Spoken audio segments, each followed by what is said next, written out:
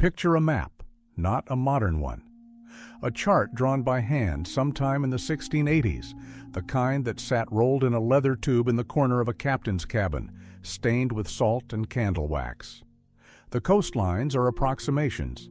The interiors of continents are blank, filled in with decorative flourishes because nobody had walked them yet. Now trace your finger across it. Start in the Caribbean, Port Royal, Jamaica.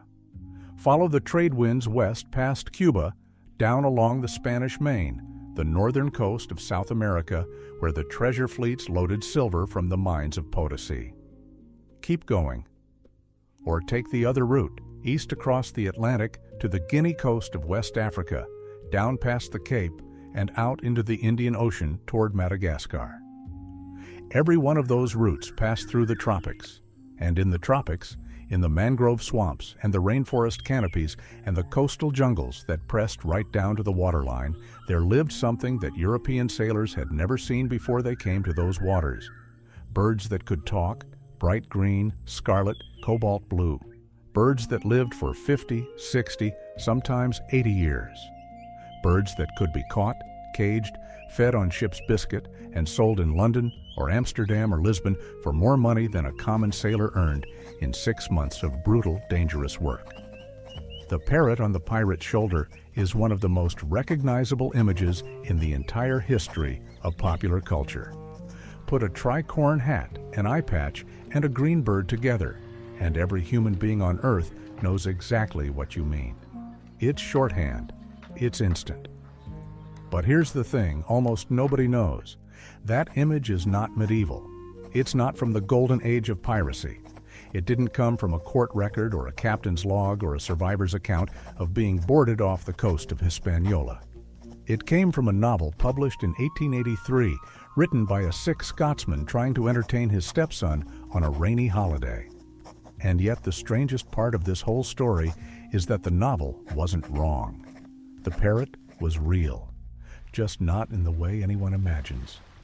To understand how a bird ended up as the permanent companion of a criminal archetype, you have to go back to the very beginning of European contact with the Americas.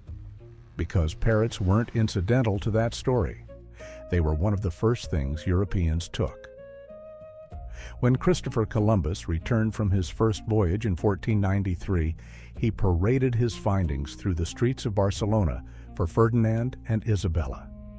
He brought captured indigenous people. He brought gold ornaments. He brought plants nobody in Europe had seen. And he brought parrots. Before we go any further, I need to stop for a second, because what I've been showing you in these videos only scratches the surface. And I realized at some point that the full picture, the actual pirate code, word for word, the real punishment records, the exact treasure division shares, the ports that secretly funded them, it doesn't fit in a video. I put it all into one document, the Black Flag Codex. It's linked below, and the QR code is on your screen. Now, let's keep going. Contemporary accounts describe the bird specifically.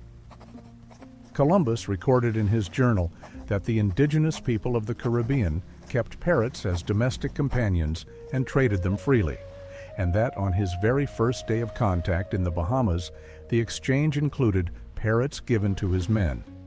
He noted them alongside cotton and spears as evidence of what these islands contained. That matters more than it sounds, because for the next 400 years, a parrot was proof. Think about the problem a sailor faced when he came home. You've been gone for 2 years. You've crossed an ocean twice. You've seen coastlines and cities and creatures that the people in your home village cannot picture and would not believe. You have no camera. You have no way to document any of it. You come back thin, sunburned, missing teeth, with a few coins in your pocket and a mouthful of stories. Who believes you? But if you walk into that tavern with a scarlet macaw on a perch, 3 feet from beak to tail, screaming in a voice that carries across the whole room, you don't have to convince anybody of anything. The bird is the argument.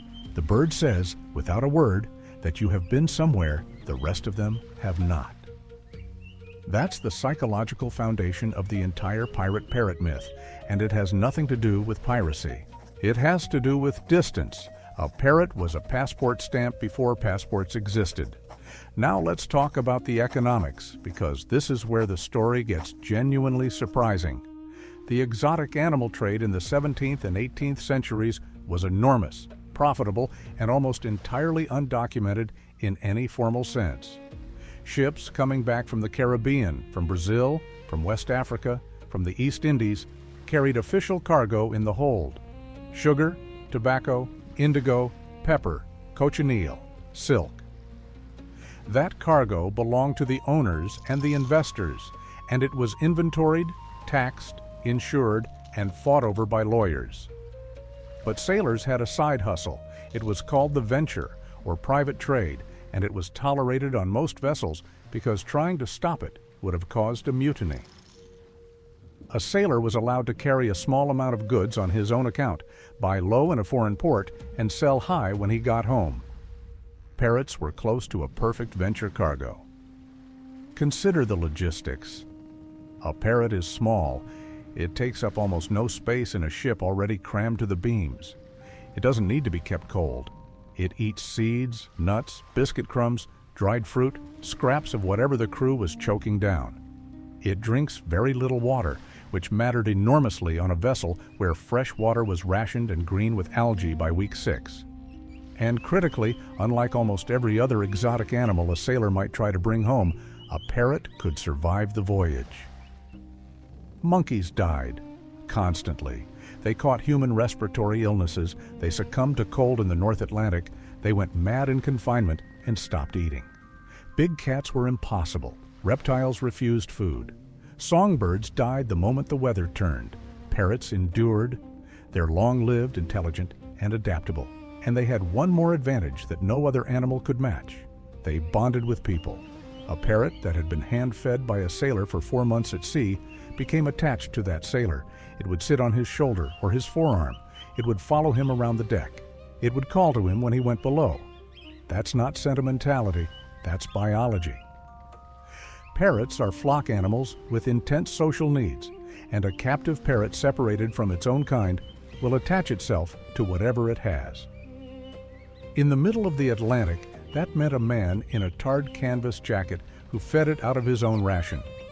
So the image of a bird perched on a sailor's shoulder isn't a Hollywood invention. It's what actually happened, for entirely practical reasons, over and over again on thousands of ships. Now, the money. Prices vary wildly across sources and eras, but the pattern is consistent. In 17th century London, a common green parrot might fetch somewhere in the range of a few shillings to £1 or more, depending on condition and whether it could talk. A large, spectacular macaw or a bird with a reliable vocabulary could go for several pounds. Some accounts describe exceptional talking birds selling for sums that would stagger a working sailor. Set that against wages. An ordinary seaman in the Royal Navy in the early 1700s earned roughly 19 to 24 shillings a month, and that was before deductions for the surgeon, for slop clothing, and for whatever the purser skimmed. Merchant wages varied, but weren't dramatically better, and merchant sailors were routinely cheated out of pay entirely.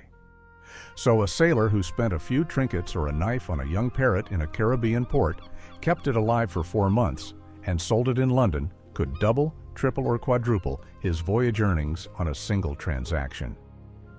That's not a pet. That's an investment portfolio with feathers. And the demand side was insatiable. Europe in this period was in the grip of a mania for the exotic. Wealthy households collected curiosities. Cabinets of wonder filled with shells, coral, carved ivory, and objects from the far side of the world were the ultimate status display for merchants and aristocrats alike. A living, speaking, brilliantly colored bird from the tropics sat at the absolute top of that hierarchy. Portraits from the period show it plainly. European nobles and wealthy merchants had themselves painted with parrots on their wrists, the way people today photograph themselves next to a car. The bird meant global reach. It meant your family had ships or contacts or money enough to buy something that had crossed an ocean. So there's the supply chain. Sailors caught or bought birds in the tropics. Sailors carried them home. Wealthy Europeans bought them at premium prices. Everyone in the middle took a cut. Now the obvious question, where do pirates come into this? The answer is that pirates were sailors. That's the part people forget.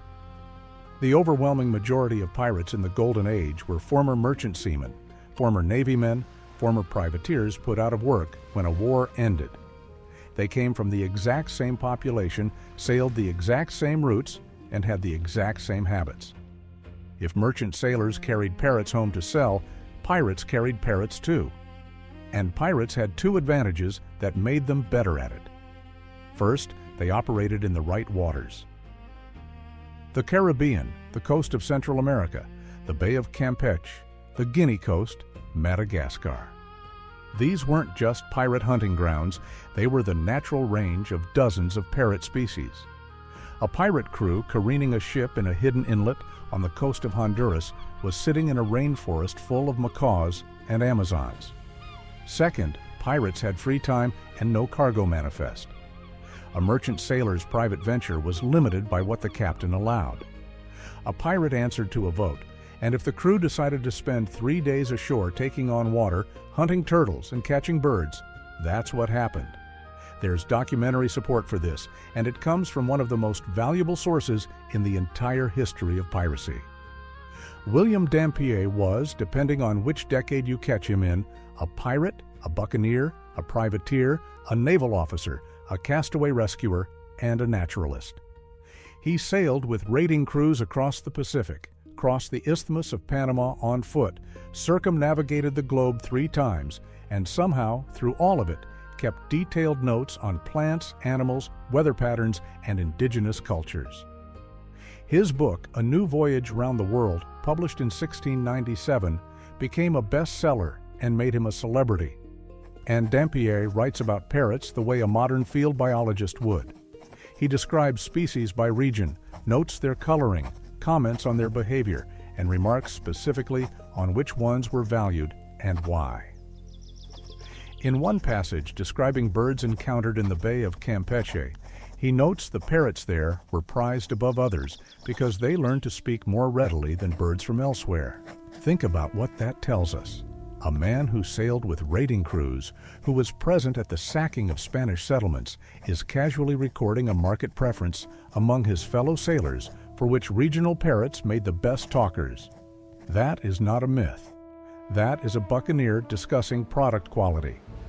Dampier also recorded that on some voyages, the crews took birds aboard in numbers. Other buccaneer accounts from the same era mention parrots among the goods taken from captured vessels, alongside more expected plunder. When you rob a merchant ship returning from the tropics, you take what's valuable and portable, and a cage of talking birds bound for the London market qualifies on both counts. There's another figure who threads through this story, and his connection is more famous than most people realize. Alexander Selkirk was a Scottish sailing master who, in 1704, got into a violent argument with his captain about the seaworthiness of their vessel, and demanded to be put ashore on an uninhabited island in the Juan Fernandez archipelago, 400 miles off the coast of Chile. He assumed another ship would come along shortly. No ship came for 4 years and 4 months.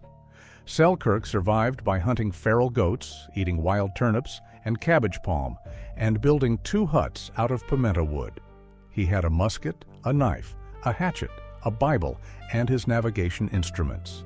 He was, by the accounts recorded after his rescue, driven to the edge of his sanity by isolation, and he coped with it in a specific way. He read the Bible aloud. He sang psalms. He talked constantly, deliberately, to anything that would listen, because he was terrified of losing the ability to speak. The accounts of his rescue, recorded by the men who found him, note that when they brought him aboard, he could barely form words. He had gone so long without human conversation that his speech had degraded into something halting and strange. Selkirk was rescued in 1709 by a privateering expedition. The pilot of that expedition was William Dampier. The captain was Woodes Rogers, who later became the royal governor of the Bahamas and broke the pirate republic at Nassau. Stop for a second. What you just heard about the pirate code is the part that rewrites everything you thought you knew. But it only lands when you see the actual shares, the exact fractions written into the Articles of Agreement, the punishments, the port records, the names of the men who funded them from government offices. It's all in the Black Flag Codex, linked in the description. 5 seconds. Grab it now, because what comes next builds directly on it. Link is below. QR code is on your screen. Rogers published an account of the voyage in 1712. Richard Steele published a version in a magazine. And in 1719, Daniel Defoe published Robinson Crusoe, the story of a castaway on a tropical island. Crusoe has a parrot. Its name is Pole. Defoe gives it a scene that lands with real force. Crusoe, after years alone, hears a voice calling his name in the darkness and nearly loses his mind before realizing it's the bird, repeating words he taught it himself. The parrot as the only voice in an empty world. The parrot as the echo of a man's own loneliness. That book was a phenomenon. It was reprinted, pirated, translated, abridged, and imitated across Europe for the next century and a half. And it welded two ideas together in the popular imagination with permanent force: tropical islands, talking birds. Robinson Crusoe was not a pirate, but he sailed the same seas, wore the same misfortune, and lived in the same imaginative territory. And Pole the parrot became the template. Now we can get to the man who finished the job. Robert Louis Stevenson was 30 years old in the summer of 1881, in poor health, staying at a cottage in Braemar, in the Scottish Highlands, with his wife, his mother, and his American stepson, Lloyd Osborne. It rained. It rained the way it rains in the Highlands in August, which is to say relentlessly for days. Lloyd, who was 12, was drawing to pass the time. He drew a map of an island. Stevenson, watching over his shoulder, started adding to it: coves, a hill, soundings in the bay, and eventually 3 red crosses and the words that would change everything. He later wrote that, as he looked at the map, the characters simply appeared to him, moving around in the woods on that imaginary island, fighting over that imaginary gold. He began writing a chapter a day and reading it aloud to the family in the evenings. The story ran in a boys' magazine called Young Folks under the title The Sea Cook, then appeared as a book in 1883 under the title Treasure Island. And in it, Stevenson created the single most influential fictional character in the history of piracy: Long John Silver, one-legged, charming, murderous, unreadable. A man who can be kind to a boy in one scene and cut a man's throat in the next without changing his tone of voice. And on Silver's shoulder sits a parrot named Captain Flint, after the dead pirate whose treasure everyone is chasing. Stevenson gave that bird everything. He made it old, claiming it had sailed with the buccaneer Edward England, that it had seen Madagascar and Portobello, that it had watched the fishing up of the wrecked plate ships. He made Silver claim the bird was 200 years old, because parrots live forever, and if anything has seen more wickedness, it must be the devil himself. And he gave it one line, one phrase repeated over and over throughout the novel: pieces of 8. Those 3 words did more to shape the public image of piracy than every trial transcript, court record, and eyewitness account combined. Because here's what Stevenson understood as a storyteller: the parrot isn't decoration, it's a device. That bird is the only witness in the entire novel who has seen everything and cannot be silenced. It screams the name of the money in the middle of tense scenes. It exposes Silver's history. It repeats, mindlessly, the thing everybody wants and nobody will say out loud. The parrot is the story's conscience, and it has no conscience at all. That's a genuinely brilliant piece of construction, and it's why the image stuck when 1,000 other pirate details didn't. But notice something. Stevenson was not documenting history. He was writing an adventure story for a 12-year-old boy, drawing on Defoe, on Washington Irving, on Charles Johnson's A General History of the Pirates, and on his own imagination. He said as much cheerfully in later essays about the book's composition. The pirate Parrot became universal, not because pirates were famous for parrots, but because Treasure Island became the most imitated pirate story ever written. And then the theater got hold of it. Treasure Island was adapted for the stage almost immediately, and stage productions require visual shorthand. An actor walking onto a stage needs the audience to know instantly who he is. A wooden leg and a bird on the shoulder does that from the back row of the gallery. Then film arrived, silent adaptations. Then the 1934 MGM version with Wallace Beery. Then, decisively, the 1950 Disney adaptation with Robert Newton as Long John Silver. Robert Newton is arguably more responsible for the modern pirate than any actual pirate who ever lived. He was from Dorset, in England's West Country, and he leaned into his native accent so hard that he invented an entire dialect, the rolled R's, the ahoy, matey, the R. That is not how 18th century pirates spoke. That is how one actor from Dorset chose to play a fictional character in 1950, and it became the global standard. Newton played Silver with a parrot. Every Silver since has had a parrot. Every cartoon pirate, every theme park animatronic, every Halloween costume, every logo for every seafood restaurant on every coastline in the world. One novel, one actor, one bird. But now let's turn the whole thing around, because the historical record is more interesting than the simple debunk suggests. The lazy version of this story ends with, "Pirates didn't actually have parrots, it's all Stevenson." That's wrong. That's a correction that overcorrects. Pirates absolutely had animals aboard their ships. All ships did, and parrots were among them. Start with the animals that were guaranteed to be present. Cats. Every wooden vessel carrying grain, biscuit, and dried provisions had a rat problem that could destroy the food supply and gnaw through cordage and even whole timbers. Cats weren't pets. They were infrastructure.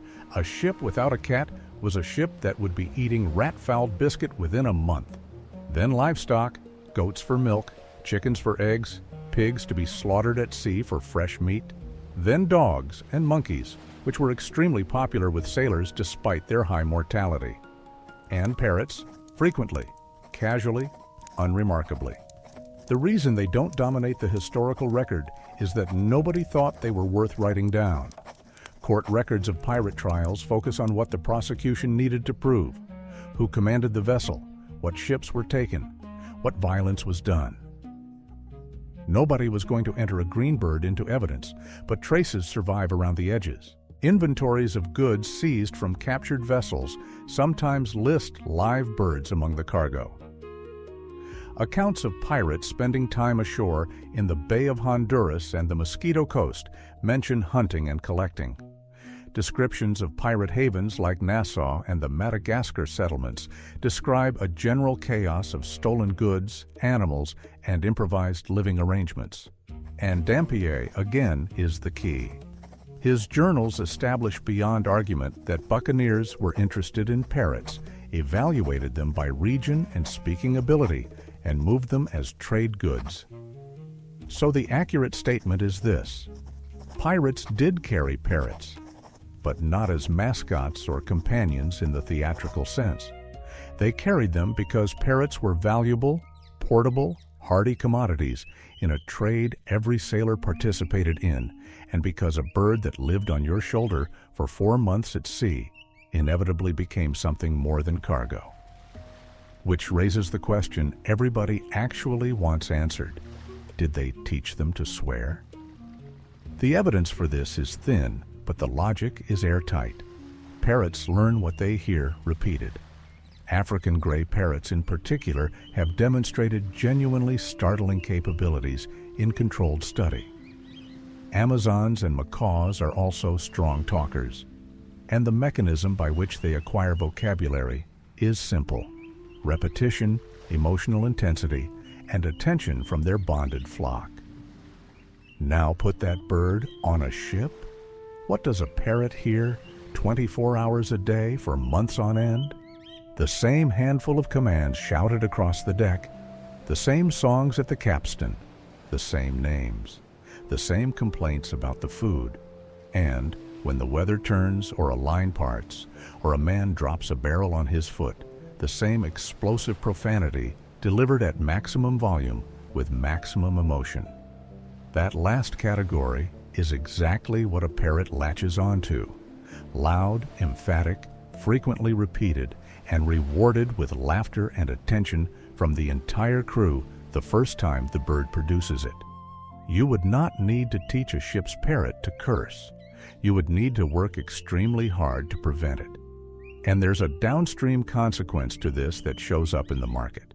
A talking parrot was worth several times a silent one, so sailors had a direct financial incentive to train their birds during the voyage, and the training material available consisted entirely of shipboard conversation.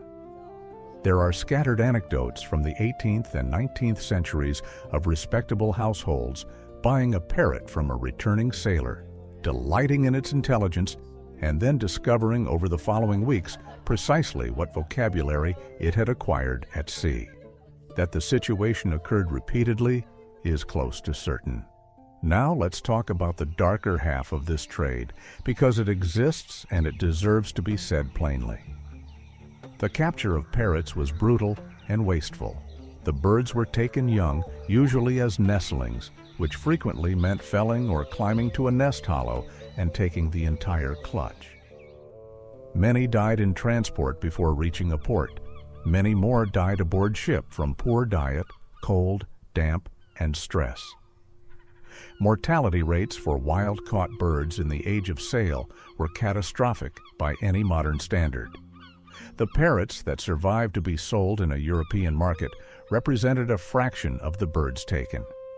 That pattern held for centuries and only accelerated as the trade industrialized in the 19th and 20th centuries, and it left permanent marks. The Carolina parakeet, the only parrot species native to the eastern United States, once ranged in enormous flocks from New York to the Gulf of Mexico. Habitat destruction, hunting, and the pet trade drove it to extinction. The last confirmed captive bird died in the Cincinnati Zoo in 1918. The Cuban macaw is gone. Multiple Caribbean parrot species described by early European voyagers no longer exist. So when we put a green bird on a cartoon pirate's shoulder, we're using an image whose real historical basis involved the systematic stripping of tropical ecosystems to satisfy European demand for novelty. That's not a comfortable footnote, but leaving it out would make this story less true, and the whole point of digging into a myth is to find out what's actually underneath it. There's one more layer worth examining, and it's about why this particular image had such staying power when so many other pirate details faded. Consider what the parrot does symbolically. It's a creature of the tropics, which places the pirate in the exotic elsewhere. It's brilliantly colored in a world of tar, canvas, salt, and gunmetal gray, which makes it a visual anchor in an otherwise drab palette. It's a wild animal that has been captured and made to serve a man, which mirrors the pirate's own relationship with everything he touches. And most importantly, it talks. It has a voice but no understanding. It repeats the words of violent men without judging them. That's why Stevenson's choice was so devastatingly effective. Long John Silver is a liar. Every word out of his mouth is calculated. He lies to Jim, to the squire, to the doctor, to his own crew, to the reader. He is the most charming and least trustworthy character in the book. And sitting on his shoulder is a creature that can only tell the truth because it can only repeat. It doesn't lie because it can't. It screams the name of the money in a room full of men pretending they're there for any other reason. The parrot on the pirate's shoulder isn't a pet. It's the man's exposed conscience, riding around on his back where everyone can see it. There's a strange coda to all of this involving lifespan. Large parrots live a very long time. Macaws can reach 50 to 80 years. Amazons routinely pass 50. African greys commonly live into their 40s and 50s in good conditions. That means a bird caught as a nestling in the Caribbean in 1715 during the height of the golden age of piracy, could plausibly have still been alive in the 1770s, in a household in Bristol or London or Boston, still speaking, still repeating fragments of speech it learned on a deck somewhere off Hispaniola from men who had been dead for half a century. That's not a legend. That's just arithmetic. Somewhere in 18th century England, there were almost certainly birds sitting in parlors, entertaining grandchildren, producing sounds nobody in the room could identify. Old commands, fragments of songs whose tunes had gone out of fashion, names of men who had been hanged at execution dock and left in a gibbet at the mouth of the Thames until the tide had washed over them 3 times. The last surviving witnesses to the golden age of piracy may well have been birds, and nobody could ask them anything because they had no idea what they were saying. That's the real story of the pirate's parrot. Not a mascot, not a costume accessory. A commodity, a companion, a status symbol, a financial instrument, and eventually a literary device that swallowed the history it came from. The pirates were real. The parrots were real. The relationship between them was real, but it was a business relationship long before it was ever a romantic one. A bird was money. A bird was proof you'd been to the other side of the world. And if it happened to sit on your shoulder while you worked the rigging, that was because you fed it and it decided you were its flock. Then a sick Scotsman drew a map with his stepson on a rainy afternoon, put a green bird on a one-legged cook's shoulder, and gave it 3 words to say.